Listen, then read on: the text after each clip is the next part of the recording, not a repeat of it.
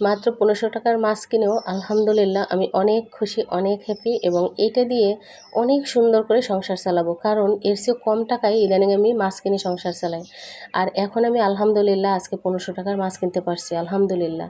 একটা সময় আমি 5 থেকে 7,000 টাকার মাছ কিনেও যে সন্তুষ্ট হইতাম না, অথবা আরও কিনতাম, অথবা কোনো হিসাব করে চলতাম না, সেই আমি আজকে এত সুন্দর করে পরিকল্পনা করি এবং সব কিছু কীভাবে মেনটেন করি সেটা আপনাদের সাথে শেয়ার করব। আজকে আমি পাইকারি বাজারে আসছিলাম, আমি না শুধু, আসলে আমার হাজব্যান্ড আসছে। আমি আসতে চাইছিলাম না, পরবর্তীতে দেখলাম ও অখুশি হয়। ও সব সময় আমাকে সব জায়গায় মানে নিয়ে যেতে পছন্দ করে। যদি মাছ বাজারে যায়, মাসে একবার মাছ কেনে বা 2বার মাছ কেনে, সেটাও আমাকে নিয়ে যায়। এবং ও যদি কোথাও ঘুরতে যায় সেটাও যায়। ও যদি কোথাও বাচ্চাদেরকে নিয়ে খেলতে যায় সেটাও আমাকে নিয়ে যেতে চায়। এমনকি কখনো কখনো ছোটোখাটো প্রয়োজন হলে নিচে যদি নামতে হয় বাসার নিচে, তাও কিন্তু ও আমাকে নিয়ে যেতে চায়। তো ভাই বোনেরা, আমি আপনাদেরকে বলি এইটা কেন সেটাও আমি আপনাদেরকে ব্যাখ্যা দেব। পাশাপাশি বলি, পাইকারি মাছ বাজারে আসছিলাম স্বামী স্ত্রী। তো এখানে আসার পরে আমার হাজব্যান্ড মাছ কিনবে। ও সবসময় আমাকে বলে তোমার কি পছন্দ, আমি আবার ওকে বলি তোমার যেটা পছন্দ। তো এভাবে একটা পর্যায়ে শেষ পর্যন্ত আমরা বাচ্চারা কী খাবে সেটা কিন্তু আগে নির্ধারণ করি যে বাচ্চারা কী দিয়ে খেতে পারবে। তো এখন যেহেতু আমাদের একটু চাপাচাপি সংসার বা টাইট সংসার, তো সেই জন্য আমরা সবসময় আগে বাচ্চাদের মানে খাবারের মাছগুলো আগে নেই। যেমন ধরুন, এখানে যে দেখুন অনেক ধরনের মাছ পাওয়া যায়, একটু বলি। আর আমরা মাছগুলো এবারে কেটে নিলাম, কেন কেটে নিলাম সেটাও আপনাদের কাছে শেয়ার করব। তো দেখুন, প্রথমেই আমরা এখান থেকে মাছ নিছি পাঙ্গাস মাছ। পাঙ্গাস মাছগুলো হচ্ছে 150 টাকা কেজি ছিল, 550 টাকার পাঙ্গাস মাছ নিছে। তারপর হচ্ছে তেলাপিয়া মাছ। এই দুইটা মাছ খেতে আমার ছেলে মেয়ে খুবই পছন্দ করে। ফ্রাই করে দিলে তো কথাই নেই, একটু ডাল হলে আর এই মাছ হলেই আলহামদুলিল্লাহ ওরা খেয়ে নেয়। এরপর হচ্ছে এটা সামুদ্রিক মাছ, এটা সম্ভবত পোয়া মাছ, একটু বড় সাইজের ছিল। পাশাপাশি নিয়েছি ছোট্ট ছোট্ট ঝাটকা ইলিশ মাছ। এই মাছটাও ফ্রাই খেতে আমার ছেলে মেয়ে খুব ভালোবাসে। আর এই পোয়া মাছটাও আমার ছেলে মেয়ে খুব ভালো খায়। তো এবারে সবগুলো মাছই নিলাম যে বাচ্চারা কী খেতে ভালোবাসে। যখন দেখি আমি রান্না করি আমার পছন্দের একটা মাছ বা আমার হাজব্যান্ডের যেটা কিনা আমার বাচ্চারা খেতে পারে না, তখন কিন্তু ওদের জন্য আলাদা আইটেম করতে হয়, মনটা ভীষণ খারাপ হয়। তো এই যে 1500 টাকার মাছ কিনে আলহামদুলিল্লাহ আমি এত খুশি। প্রথমত আমার বাচ্চারা সারা মাস সুন্দরভাবে খেতে পারবে, আর সাথে তো মাংস থাকবেই। এটা আপনারা হয়তো বা আমার প্ল্যানিংয়ে দেখছেন যে আমি কীভাবে মাছ মাংস রাখি, অনেক ভিডিও আপনারা দেখছেন। যদি না দেখেন তাহলে এই ভিডিওর পরে আপনারা হচ্ছে সেই ভিডিওগুলো দেখে নেবেন আপুরা। তো দেখুন, এখানে একটা বড় কথা সেটা হয়েছে যে আমি এই যে আজকে সব কিছু মিলে 1500 টাকার মাছ কিনছি। তো এই 1500 টাকার মাছটা কিন্তু আমি শুধু 1500 টাকার মাছ না, এখানে 1410 টাকা সম্ভবত মাছ, আর 90 টাকা ছিল হচ্ছে কাটতে। আর আজকে আমার মাছ কুটার জন্য মানসিক প্রিপারেশন বাসায় একদমই ছিল না, কারণ হচ্ছে আমার কেন জানি ভালো লাগতেছিল না। আমার হাজব্যান্ড নিজেই বললো যে কুটে নাও তুমি মাছটা, কারণ এখনও তো নাস্তা করোনি, কুটে নাও। তো সেই জন্য আমি প্রথম বলছিলাম যে থাক বাসায় কুটি, ও বলছে যে না আমি কুটেই নিই, তাহলে তোমার সহজ হবে। তো দেখুন, স্বামী স্ত্রী হচ্ছে জীবনটা এমন যে আপনি যখন পাশাপাশি থাকবেন, আপনার মুখ দেখে বা আপনার কষ্ট দেখে বা আপনার অবস্থা দেখে যেন আপনার হাজব্যান্ড বা পাশের মানুষটা বুঝতে পারে যে আপনি কতটা মানে ভালো মন্দ আছেন, তার উপর কিন্তু সুখটা নির্ভর করে। জীবনের কিন্তু সব সময় কিন্তু একরকম থাকবে না আপুরা, যে একই রকম আপনার ধারাবাহিকতায় জীবন থাকবে তা না। অনেক আপুরা কিন্তু হাসে যে আপু এটুকু মাছ তো আমার 1 সপ্তাহ লাগে, বা অনেকে বলে আপনি যেটুকু রান্না করছেন ওটা তো আমি একবারেই খেয়ে ফেলি। আসলে আপুরা ইনকামের উপর নির্ভর করবে সব কিছু। একটা সময় আমি মেয়ে মানুষ হয়ে যেটা ইনকাম করতাম আলহামদুলিল্লাহ, আপনারা হয়তো বা অনেকে এই কথাটা শুনলে একটু মাইন্ড করবেন বা খারাপভাবে নেবেন, কিন্তু খারাপভাবে নেবেন না। কথার প্রসঙ্গে আমি বললাম যে আমি মেয়ে মানুষ হয়ে আমার যে ইনকাম ছিল সেটা কিন্তু অনেক পুরুষ মানুষের স্বপ্ন থাকে। তো যাই হোক, আল্লাহ তাআলা কিন্তু সবসময় একরকম রাখবে না। তো জীবনটা আসলে অনেক ছোট, অনেক সংক্ষিপ্ত। যদি অল্পের মধ্যে সন্তুষ্ট থাকি তাহলে তো সমস্যা নেই। আমরা শুধু ছেলে কেন বা মেয়ে কেন, স্বামী কেন, স্ত্রী কেন, দুজনকেই কিন্তু খুব ভালোভাবে চিনতে হবে, বুঝতে হবে এবং স্যাক্রিফাইস করতে হবে। একসময় অনেক আয় করছি, জীবনে দামি বাজার করছি। আজকে কিন্তু সীমিত পরিকল্পনা করে সংসারটা সুন্দর করে চালায় আপুরা। কিন্তু একটা বিষয় জানেন কি, সুখ কিন্তু শুধু এই যে পরিমাণ কতটুকু করতেছি, কত টাকা ইনকাম করতেছি, কত ছিল কত নাই, এর উপর কিন্তু নির্ভর করে না। আপনার সুখ থাকে সন্তুষ্ট আর পরিকল্পনার মধ্যে। আমি শিখছি অল্প টাকায় সুন্দরভাবে জীবন চালানো যায়, যদি ধৈর্য, হিসাব আর কৃতজ্ঞতা থাকে। বেশি খাওয়া, বেশি খরচ করলে যে ভালো থাকা যায় এটা কিন্তু না আপু। বেশি আপনার একমাত্র উপায় কি জানেন, পরিমিত জীবন অনেক সুন্দর। সেটা শরীর আর মন কিন্তু দুইটাই ভালো থাকে আপুরা। সবচেয়ে বড় শক্তি হয়েছে একজন ভালো জীবনসঙ্গী। আমার স্বামী আমাকে শুধু সংসার চালানোই শেখায় নাই, শিখিয়েছে কীভাবে পরিস্থিতির সঙ্গে মানিয়ে নিতে হবে, হাসি মুখে বাঁচতে হবে। আর আমি বিশ্বাস করি দক্ষতার ধৈর্য আর যদি দুজনার পারস্পরিক সহযোগিতা থাকে তাহলে ছোট আয়, অল্প আয়, খুবই কষ্টের মধ্যেও কিন্তু সংসারটা সুন্দরভাবে গড়া সম্ভব আপুরা। এই যে পাঙ্গাস মাছ দুইটা, এটা কিন্তু মাত্র 550 টাকা ছিল। ওইটা পাইকারি বাজার বলে আপুরা আমরা 150 টাকা কেজি পাঙ্গাস মাছ কিনতে পারছি। নর্মালি খুচরা বাজারে কিন্তু 220 টাকা বা 240 টাকা থাকে। এটা একদম জীবিত। আর আমি সবসময় পাইকারি বাজারে যাই যে জীবিত মাছগুলো কেনার জন্য। আমার হচ্ছে জীবিত মাছ খেতে খুবই মানে পছন্দ হয় আর কি। তো যাই হোক, এই যে এই মাছটা কিন্তু অনেক দিন যাবে, কারণ হচ্ছে এখানে দেখুন আমি 6 টুকরা করে রাখতেছি। একটু না যে হ্যাঁ 1-2 টুকরা তা না, 6টা পিস করে রাখতেছি, মাথাগুলো আলাদা রাখতেছি। মাথাটা দিয়ে হচ্ছে একদিন লাউ বা জালি কুমড়া খাওয়া যাবে এভাবে।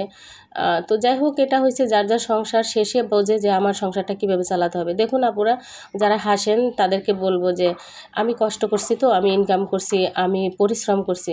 বিয়ের শুরু থেকেই আমি কিন্তু পরিশ্রমী ইনকাম করে জীবন ধারণ করছি। সেখান থেকেই কিন্তু আমি জানি যে আমার টাকাটাকে কিভাবে, কোন অবস্থায়, কোন জায়গা থেকে একটু সেভ করলে আমার ভবিষ্যৎ ভালো থাকবে, আমার বাচ্চাদের ভবিষ্যৎ ভালো থাকবে। আর আপুমনিরা আপনাদেরকে বলে নিই, সেটা হচ্ছে এই যে দেখুন আমি বাড়ি থেকে যে জিনিসগুলো আনছিলাম, শাকসবজিগুলো আনছিলাম, সেগুলো না খোলা হয়েছিল না। তো দেখা গেছে কি কি আনছি আপনাদের কাছে শেয়ারও করা হয়েছিল না। মাছ বাজার করে এসে তারপরে কিন্তু আমি এগুলো খুলছিলাম। এখানে জালি কুমড়ার বেশ কিছু পাতা আছে, কাকি আমাকে দিয়ে দিছিল। পাশাপাশি হচ্ছে এই যে এখানে পিপল পাতা আপুরা, খারকোল শাক এটা। তো আপুরা এখানে অনেক কিছু আছে। আর এখানে আছে পিপল পাতা, খারকোল পাতা, তারপর হচ্ছে তেলা কচু পাতা, কচুরলতা, জালি কুমড়া, সেই সাথে সজনে পাতা, এই ধরনের অনেক কিছু কিন্তু নিয়ে আসছি বাড়ি থেকে। আমি বাড়ি গেলে পরে লতা পাতা, ঘাস জঙ্গল এগুলো কিন্তু খুবই পছন্দ করি এবং নিয়ে আসি। এটা দেখে হয়তো বা অনেকেই হাসাহাসি করে, আমার কিছু যায় আসে না। কারণ হচ্ছে আমার যেটা ভালো লাগে, আমার যেটা পছন্দ সেটাই তো আমি করব, তাই না? আমি তো অন্যের ভালো লাগা, অন্যের পছন্দ নিয়ে বসে থাকবো না। আমার যেটা রুচিতে লাগে আমি সেটাই খাবো। কারণ হচ্ছে এগুলো আমার ভীষণ ভীষণ ভালো লাগে।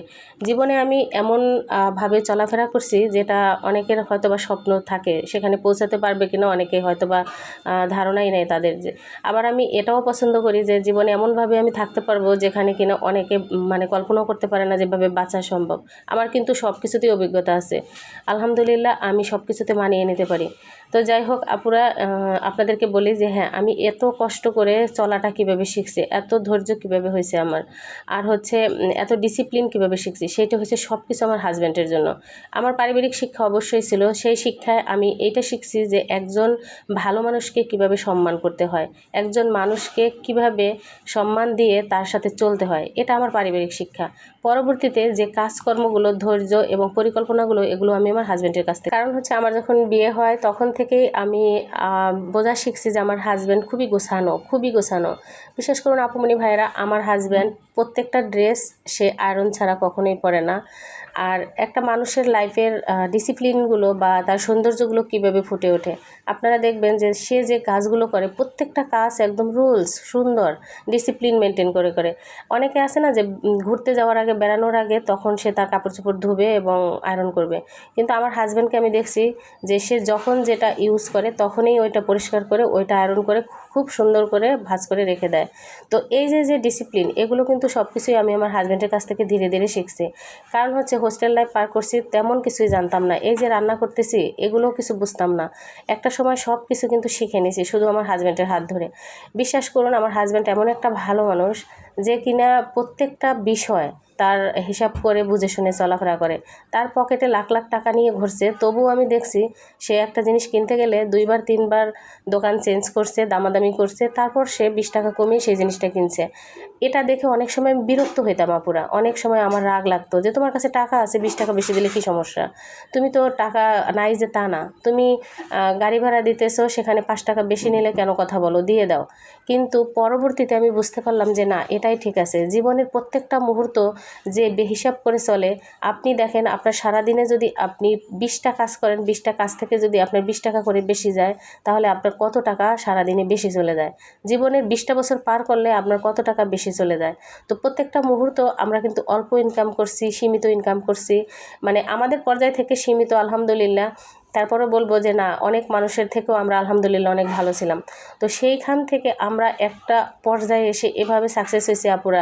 এখনও জীবনের সাকসেসের কিছুই না, আরও ভবিষ্যতে বাচ্চাদের মানুষ করা, অনেক বড় স্বপ্ন আমরা দেখি যে হ্যাঁ ওদেরকে ভালো কিছু দিব, ভালো মানুষ করব, এটাও একটা সাকসেসের মধ্যে পড়ে। তো সেই পথে এখনও হাঁটতেছি। তো আপুরা প্রত্যেকটা জিনিস এরকম যে আমার মনে হয় যে আমি যেভাবে স্যাক্রিফাইস করছি, আমার হাজব্যান্ড আমাকে সব কিছু শিখাইছে, দুনিয়ার ভালো মন্দ সব কিছু শিখাইছে। আমি অন্ধ ছিলাম, কিছুই বুঝতাম না। সেই ভালোটা কিভাবে আমি পারছি গ্রহণ করতে, তার একমাত্র মানে বিষয় হয়েছে আমার কাছে মনে হয় যে আমার বাধ্যতা। মানে আমি আমার হাজব্যান্ডকে এত বেশি মানতাম, এত বেশি বিশ্বাস করতাম, এত বেশি শ্রদ্ধা করতাম।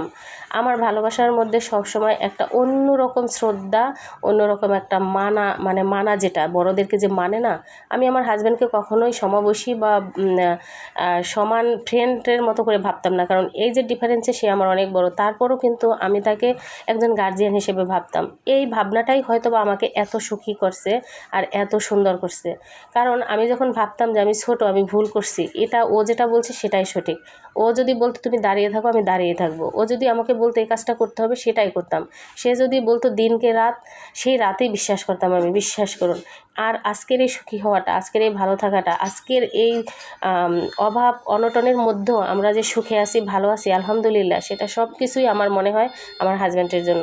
সেই জন্য আপনারা সবাই অনেক বেশি দোয়া করবেন আমার হাজব্যান্ডের জন্য। এইরকম একটা ভালো সঙ্গী, জীবনসঙ্গী যেন প্রত্যেক নারীর জীবনে আসে।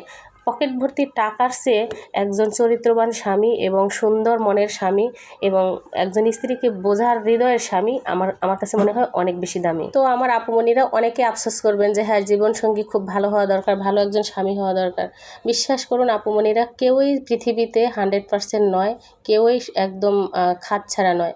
তো আমার কথা হচ্ছে যে পাশাপাশি থাকবে তাকে অনেক স্যাক্রিফাইস করতে হবে। ছোট্ট ছোট্ট ভুল থাকলে বুঝিয়ে সুন্দর করে বলতে হবে শান্ত গলায়, এবং কখন বলবেন সেটাও কিন্তু সময়ের ব্যাপার। তো অনেক ভুল, অনেক স্যাক্রিফাইস, অনেক মানে ত্যাগের মাধ্যমে কিন্তু সুন্দর সংসার। সবচেয়ে বড় কথা, আল্লাহর ইচ্ছা ছাড়া কোনো কিছুই সম্ভব না, কোনো কিছুই ভালো হয় না। তো সব কিছু আল্লাহর উপর ছেড়ে দিয়েছি, আলহামদুলিল্লাহ অনেক ভালো আছি। আর মাছ কাটানোর উদ্দেশ্য ছিল যে বললাম যে আসলে আজকে আমার হাজব্যান্ড কেন জানি চাইতেছিল যে তোমার কষ্ট করার দরকার নেই, কেটে এনে। তো এই ছিল আমার মাছ বাজার আপুরা। 1500 টাকায় এ মাস আমার চলবে আলহামদুলিল্লাহ। তো তারপরেও যদি কোনো ধরনের সমস্যা হয় বা মেহমান আসে, সেটার জন্য আলাদা বাজেট থাকবে। তো যাই হোক, এভাবে চলার চেষ্টা করি যাতে করে হ্যাঁ ধৈর্য ধরে সুন্দর করে সংসারটা চালাতে পারি, কোনো হিমশিম খেতে না হয়। ধার দেনা ঋণ করার চেয়ে আপুরা কম খাওয়া অনেক ভালো। তো আজকের ভিডিও থেকে বিদায় নেব। আপুরা অনেক বেশি ভালো থাকবেন, সুস্থ থাকবেন, ধৈর্য নিয়ে সংসার চালাবেন, এটা আমার আপনাদের কাছে অনেক বেশি রিকোয়েস্ট থাকবে। দুঃখ আসলে, কষ্ট আসলে, জীবনে অভাব আসলে একটু মাথা ঠান্ডা করে ধৈর্যটা বেশি রাখতে হবে, আল্লাহর প্রতি বিশ্বাস রেখে চলতে হবে। ভালো থাকবেন, আল্লাহ হাফেজ।